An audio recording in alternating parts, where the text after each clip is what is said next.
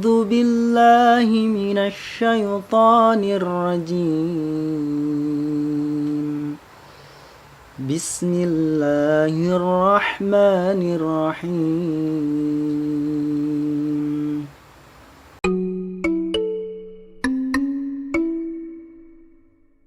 Oke teman-teman, terima kasih yang sudah menonton. Hari ini kita kedatangan tamu spesial seperti nasi goreng yang spesial. 15 ribuan ya. Oke. Tamu spesial dari Gunung Kelua, ini diundang jauh-jauh ini. Sebenarnya diundang sih, ini sama kayak Jelangkung. Datang ke sini nggak diundang, nanti juga pergi nggak diundang. Wah, ini pelecehan. Tapi jujur tadi saya diundang. Enggak. Pakai format surat lagi. Enggak. Anda tidak diundang. Saya cuman ini aja manggil. Di sini ada nasi basi, langsung dia mau datang. Parah nih Bang Gledek, pantas. Kita baru makan, kenyang banget asli. Sebelumnya terima kasih untuk Bang Gledek yang sudah menjamu saya di sini, meskipun saya tamu. Tapi memang harusnya gitu ya. Emang iya. Harusnya gitu ya, memang tamu dijamu. Dijamu dong. Oke. Kita kedatangan tamu, mungkin teman-teman mahasiswa FKIP sudah pada kenal. Enggak juga sih. Ya pokoknya ini yang lama pasti sudah kenal lah. Karena dia Mudah-mudahan. Ya, mungkin kenalan aja dulu. Langsung aja dari orangnya. Oke, baik. Halo teman-teman semua. Sobatnya Bang Gledek. Perkenalkan, nama saya Muhammad Enggi Sulaiman. Biasa dipanggil Enggi. Orang juga kenalnya dengan nama Enggi Hasbalah. Karena nama sosmed saya itu Enggi_Hasbalah. Jadi orang manggilnya Enggi Hasbalah. Singkat ya. Kenapa Enggi Hasbalah? Anda tidak mensyukuri orang tua Anda memberikan nama Sulaiman. Indah sekali Sulaiman itu. Enggak, sebenarnya bukan berarti tidak mensyukuri. Oke. Itu cuma jadi nama sosial media aja. Oke. Soalnya kalau mau terus langsung Muhammad Enggi Sulaiman kepanjangan. Dan sebenarnya Hasbalah juga saya terinspirasi dari seorang Muzamil Hasbalah pada saat itu. Pada saat itu beliau lagi baru pertama kali terkenal gitu ya lewat YouTube tahun 2016 kalau nggak salah. Dan saya ngerasa kayaknya keren deh kalau pakai nama belakang Hasbalah di nama sosial media ya. Gitu, dan akhirnya saya coba untuk ganti dengan Enggi Hasbalah. Enggi Hasbalah. Oke, di-follow tuh Instagramnya Enggi Hasbalah. Bukan saya beneran minta juga. Ya. Kalau mau di-follow silakan ya. Oke, kesibukan apa nih Bang Enggi? Panggil Bang nggak atau apa nih? Enggi aja lah. Enggi. Kita kan Eng. Kalau orang biasa manggil Enggi gitu. Avatar dong, Eng. Enggi, bukan itu Aang, tulisannya Aang. Oke. Iya. Oke. Gi. Apa tadi? Gimana? Kabar. Kabar alhamdulillah sehat ya. Himbauan Yang juga untuk teman-teman di rumah, tetap jaga kesehatan di kondisi seperti ini. Kalau nggak ada keperluan yang penting-penting nggak usah keluar rumah deh. Saya kesini karena memang keperluan penting diundang secara Enggak, Anda tidak diundang oleh Bang Gledek, jadi saya datang ke sini. Tapi insyaallah kondisi kami lagi aman-aman aja insyaallah ya. Teman-teman juga yang menyaksikan YouTube-nya Bang Gledek tetap jaga kesehatan, stay safe. Oke, kesibukan sekarang ya tadi ya. Ya, enggak ada yang tanya kesibukan sih.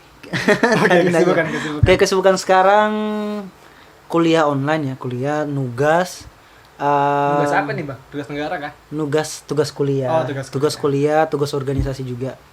Meskipun kondisi seperti ini, tapi insyaallah masih bisa tetap produktif untuk menjalani kegiatan-kegiatan ya.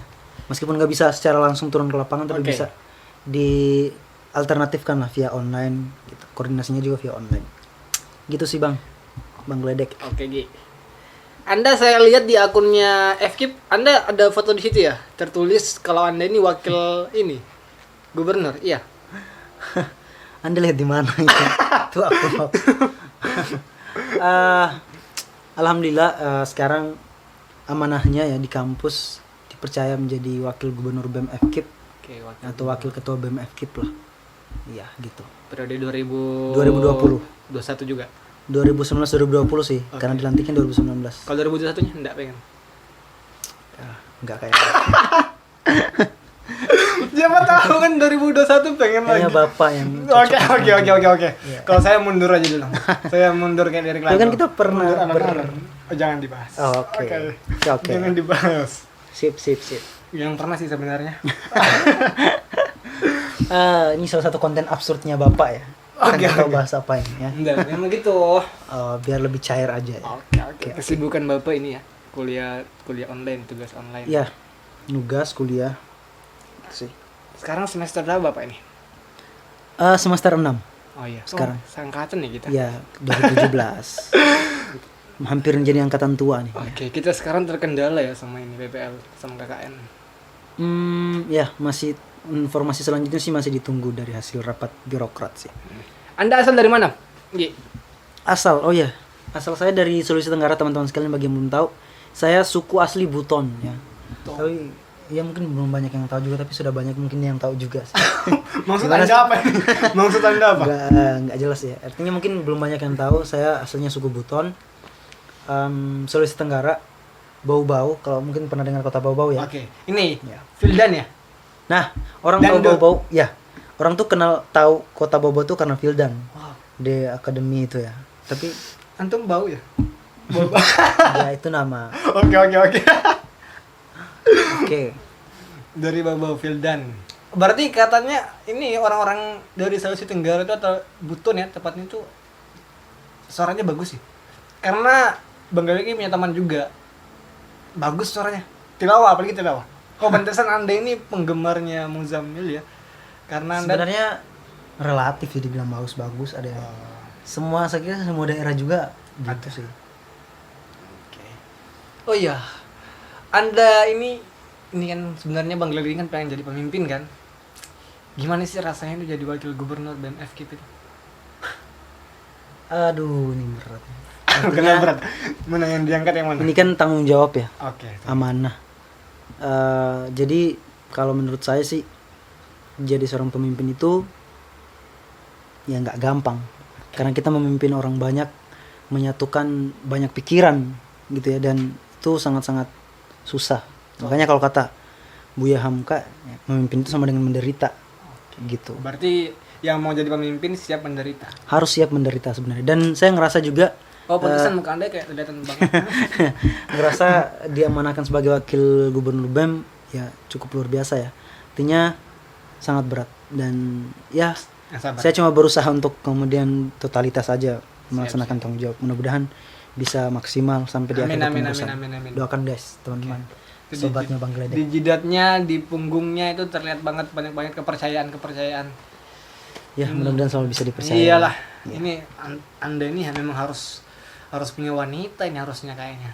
Biar Anda bisa semangat ini. Perlu nggak ya kira-kira? Oke, nggak Ini perlu di luar skenario kita. Oke, di luar. Hasil briefing nggak ada kayak gitu tadi. Oke. Jadi tolong jangan bahas-bahas itulah. Ya, masih Oke, jauh oke. lah ke sana ya. Masih jauh ya? Iya. Soalnya ciri-ciri Bang Galih ini pengen sudah. Pengen apa? Anda dari Sulawesi Tenggara. Iya. Coba dong ceritakan. Ini kan Anda kan jauh-jauh banget dari Sulawesi Tenggara ke Universitas Munawarman Samarinda, Kalimantan Timur. Ini gimana? Padahal kan Sebenarnya- banyak yang lain sebenarnya. Iya. Sebenarnya cukup apa ya? Banyak lika-likunya sebelum kemudian sampai ke sini. Oke. Jadi perjuangan saya itu berat banget sebenarnya. Yang saya pertama kali tes SNPTN. Oke. ya, itu tujuannya ke kampus Makassar, di Makassar.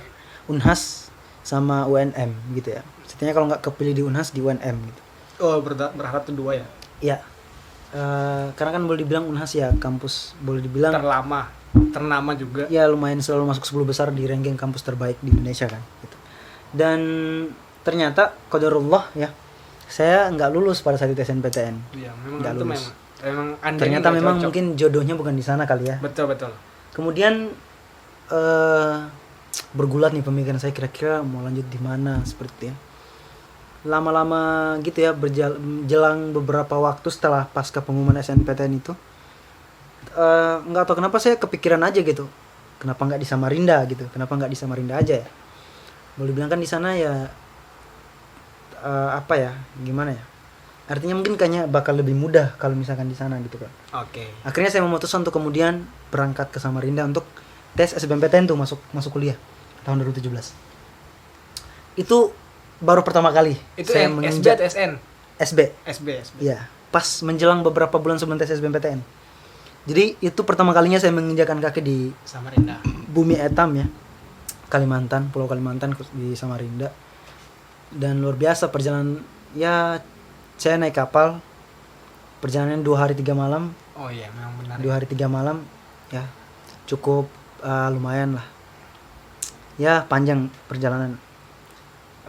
Kemudian perjuangan saya itu nggak berhenti sampai di situ. Setelah sampai ke Samarinda pun saya mikir-mikir, kayaknya harus bisa ngurus beasiswa nih gitu. Betul. Harus bisa ngurus beasiswa, soalnya kalau yang setahu saya ya, kan ada tuh banyak beasiswa tuh, salah satunya ada bidik misi itu kan. Nah kalau bidik misi di tempat saya di Sulawesi Tenggara itu, di kampus Universitas Halu Oleo itu, dia punya asrama gitu kan. Jadi kayaknya lebih mudah aja gitu ketika misalnya terdaftar di bidik misi, nggak ribet-ribet harus ngekos atau ngapain lagi gitu kan. Udah ada asrama dekat kampus, jadi kayak ya lebih mudah aja gitu kan. Dan ternyata setelah sampai ke sini, saya coba searching, ternyata bidik misi di sini tuh nggak diasramakan. Bidik misi di Universitas Muhammad. Saya mikir lagi tuh, waduh, ini kalau meskipun saya lulus kuliah, kebetulan di Samarinda saya punya paman ya, ada paman. Jadi saya sempat tinggal di sana beberapa waktu gitu ya, di tempat paman saya. Tempat tinggal itu jauh di Samarinda seberang. Mangkupalas, mungkin ada teman-teman yang dari Mangkupalas, Samarinda seberang. Halo Samarinda seberang. Tempatnya di Bukit RCTI namanya. Gitu. Bukit RCTI. Iya. Setelah itu saya searching tadi, ternyata nggak diasramakan. Jadi saya berpikir lagi tuh, kalau misalkan saya pun lulus, agak susah nih kalau kuliahnya startnya dari Samarinda seberang ke Unmul. Kan kurang lebih 30 menit ya. Iya, setengah jam. Bahkan belum lagi macet sebelum tuh. dulu jembatan Mahkota 2 itu jadi, bisa 1 jam karena kita mutarnya lewat Mahakam. Jembatan Mahakam ya. Jadi saya mikirnya gitu, wah ini nggak bakal bisa kuliah juga. Meskipun di tempat paman saya itu ada motor ya, yang bisa dipakai, cuman kan itu dipakai kerja juga sama paman, sama anak-anaknya juga kan. Jadi saya mikirnya, waduh kalau nggak ada dapat ini apa namanya, asrama, kayaknya susah deh. Karena saya tipikal orang yang pengen kuliah itu tanpa membebani orang tua. Jadi mandiri, benar-benar saya mau usaha sendiri gitu. Jadi benar-benar saya nggak pengen orang tua saya harus ngirimin lah segala macam. Karena niat saya memang dari awal pengen kuliah. Saya berusaha yakinkan diri saya. Jadi saya niat, kalau orang tua memang udah nggak ini ya, orang tua nyuruh kerja dulu gitu. Kerja aja dulu nggak apa-apa, cari pengalaman segala macam gitu ya. Tapi saya ngotot pengen kuliah, nggak tahu kenapa ya, pengen kuliah aja. Akhirnya memang saya udah yakinkan dalam diri, ketika nanti sampai di Samarinda, mudah-mudahan lulus kuliah, saya nggak mau bebani orang tua. Ya, dan akhirnya, dan benar, alhamdulillah, sampai sekarang saya nggak pernah tuh dikirimin sama orang tua saya uang. Iya, dari awal maba sampai sekarang, karena benar-benar saya ingin benar-benar berjuang sendiri gitu.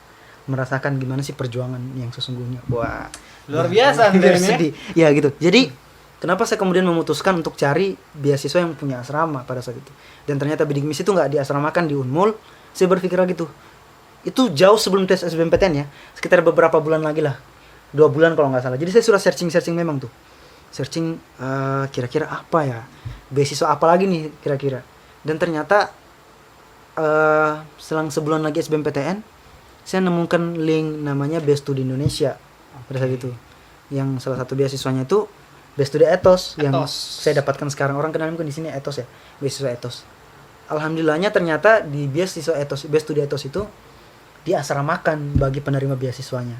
Dan itu dekat kampus utama Unmul di Gunung Kelua di GK. Mungkin teman-teman sudah tahu ya. Di situ, dan saya ngerasa kayak ini apa ya? Kayak petunjuk dari Allah gitu ya. Karena mungkin doa orang tua juga, dan saya juga benar-benar ikhtiar berdoa, mudah-mudahan bisa dimudahkan lah untuk mencapai keinginan saya biar bisa kuliah tanpa membebani orang tua. Dengan tekad yang kuat, saya ini ya. Jadi satu hal yang saya garis bawahi, bahwa jangan sampai kita lupa satu faktor yang membuat semua itu mudah untuk kita.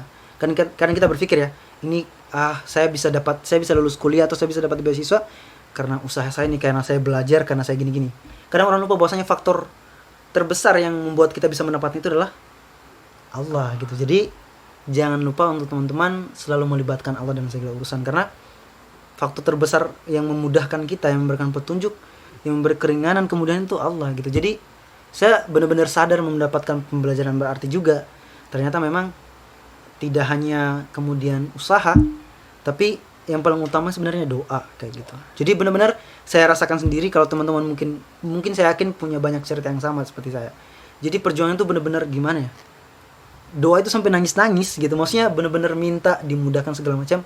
dan jawaban Allah itu luar biasa kayak gitu. Tapi doa harus memang ada usaha juga kan. Benar, artinya dua hal yang berjalan. Tapi kalau menurut saya adalah yang paling penting adalah doa.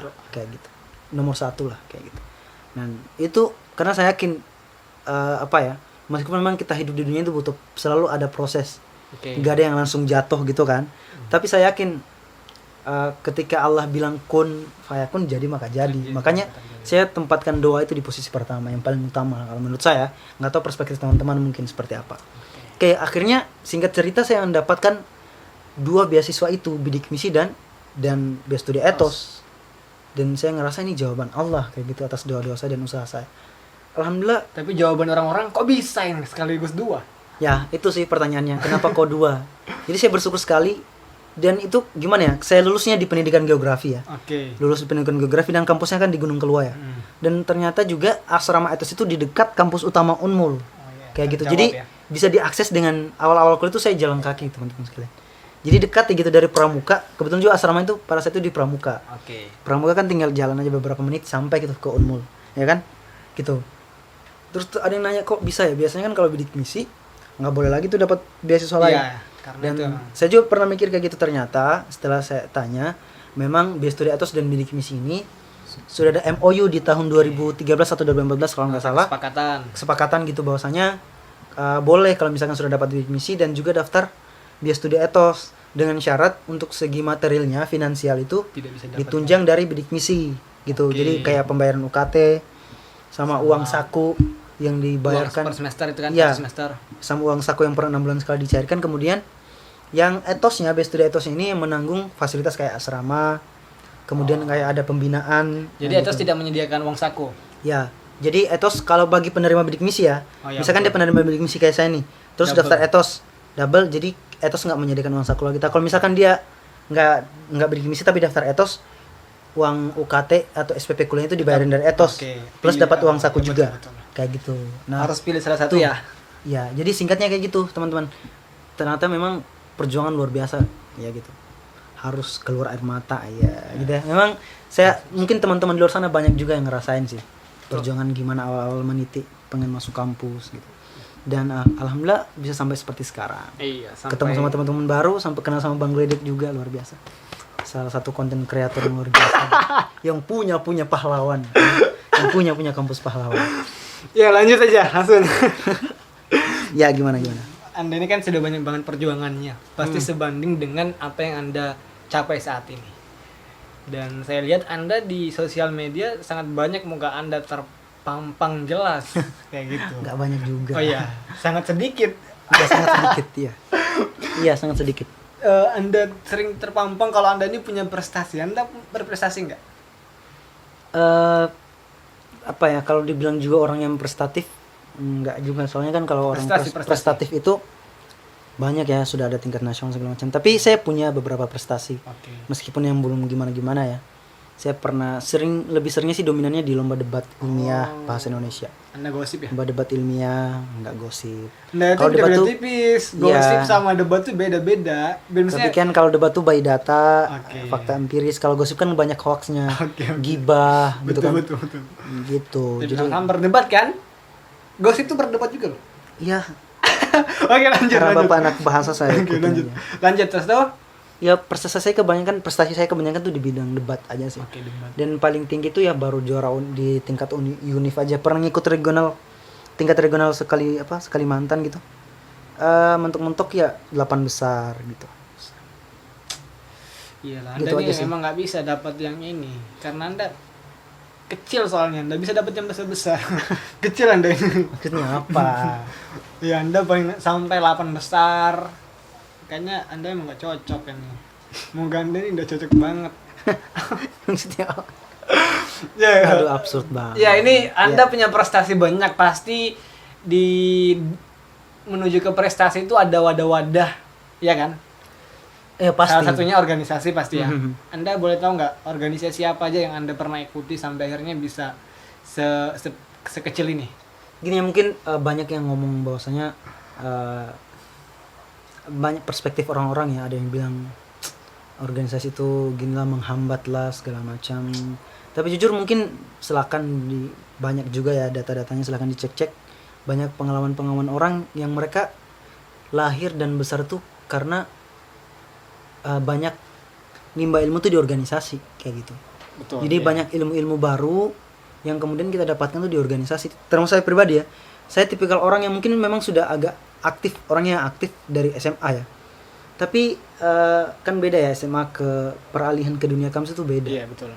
Dan saya rasakan sekali perubahannya ketika terjun ke organisasi, banyak belajar bagaimana kemudian berkomunikasi, bersosialisasi dengan orang-orang banyak, belajar ngomong, public speaking. Pokoknya saya dapat banyak ilmu ya, banyak pengalaman di organisasi. Oke. Dan itu yang kemudian mengantarkan saya mempunyai rasa kepercayaan diri gitu, mempunyai optimis bahwa saya bisa untuk lebih dari ini, maksudnya lebih dari yang sekarang. Makanya banyak sih orang-orang yang hebat, orang-orang besar itu lahir dari karena mereka Organisasi. ya, maksudnya mereka banyak mau, artinya mau menyisihkan waktunya untuk kemudian bergabung organisasi karena mereka sadar banyak yang bisa diambil dari situ. Dan saya orang yang termasuk mendapatkan itu, banyak pelajaran yang saya dapatkan, banyak pengalaman sehingga membawa saya mungkin sampai kepada titik ini kayak gitu. Titik mana ini? Mana titiknya? Maksudnya sampai kepada saat yang sekarang sampai saat kayak ini. gitu ya. Dan memang apa ya, ya memang faktanya gitu. Dan ini mungkin sering dengar teman-teman ya, artinya ilmu-ilmu itu apa namanya, di organisasi itu banyak ilmu yang kita nggak dapat di kelas ya, di kampus, tapi kita dapatinnya tuh di organisasi kayak gitu. Makanya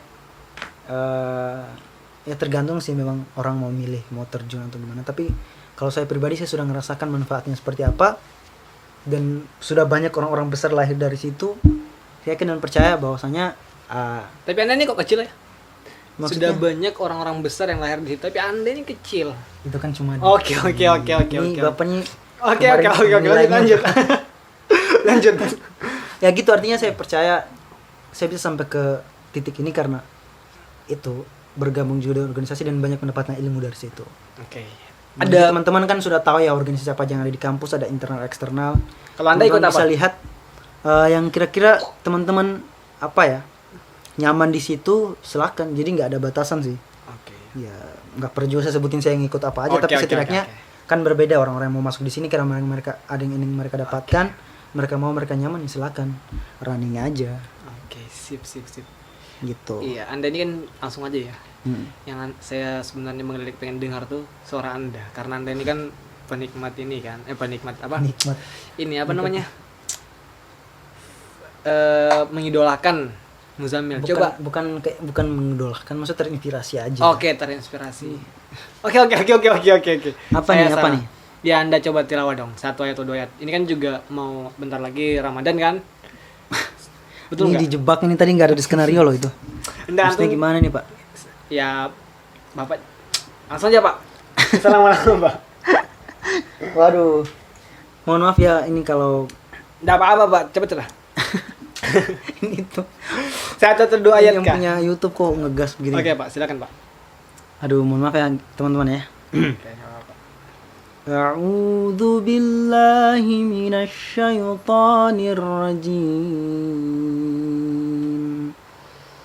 Bismillahirrahmanirrahim. Amma yatasaalun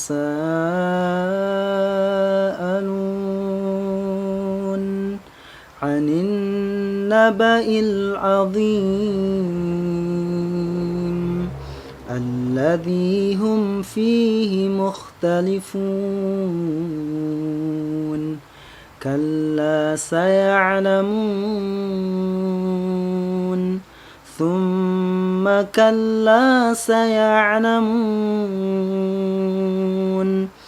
ألم نجعل الأرض مهادا والجبال أوتادا وخلقناكم أزواجا وجعلنا نومكم سباتا وجعلنا الليل لباسا.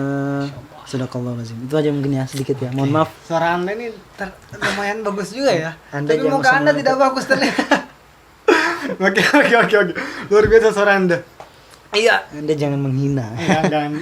Oke ya, memang ya gitulah. Oke. Suara Anda ini bagus, ini juga bagus untuk menjadi penutup dari video ini. Luar biasa suara Anda, Anda mudah-mudahan diantar meninggi-ninggikan.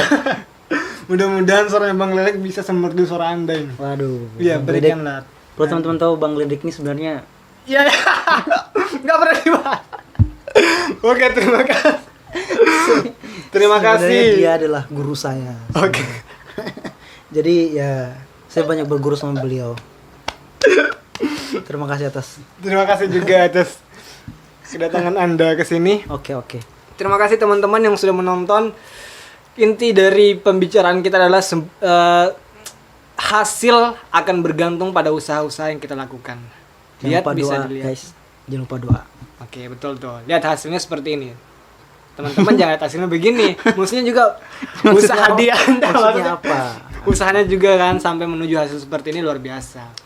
Terima kasih buat teman-teman yang sudah nonton. Terima kasih Enggi yang sudah bergabung di sini. Terima kasih banyak. Saya tutup. Jangan lupa berdoa. Saya tutup. Jangan lupa like, komen. Ya, jangan lupa like, comment, penting share, dan subscribe channelnya Oke. Bang Ledek. Bang Ledek tutup. Assalamualaikum warahmatullahi wabarakatuh.